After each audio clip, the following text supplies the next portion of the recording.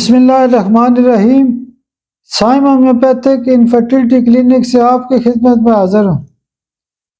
آج کا جو ہمارا ٹاپک ہے وہ بھی سردیوں کے حوالے سے ایک خاص نکتہ تھا۔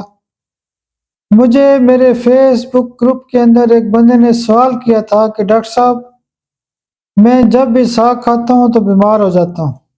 کل بھی میں نے ساگ کھایا تھا اور مجھے رات کو شدید قسم کی تکلیف ہوئی تھی، گھبراہٹ ہوئی تھی، بے چینی ہوئی تھی، پریشانی ہوئی تھی، میرا معدہ خراب ہو گیا تھا۔ اور جب بھی میں ساگ کھاتا ہوں تو چونکہ ساگ اللہ پاک نے ایک ایسی سبزی پیدا کی ہے، یعنی پتوں والی ایسی ایک سبزی ہے، جو لوگ ساگ کھاتے ہیں وہ ان کو سردی نہیں لگتی، ان کو ہیٹ ملتی ہے، اس کے اندر آئرن ہوتا ہے۔ جو لوگ ساگ کھانے کی وجہ سے بیمار ہوتے ہیں وہ پلسا ٹلا 200 کے خوراک روزانہ استعمال کریں، یا پلسا ٹلا 30 پاور میں صبح دوپہر شام بھی استعمال کر سکتے ہیں۔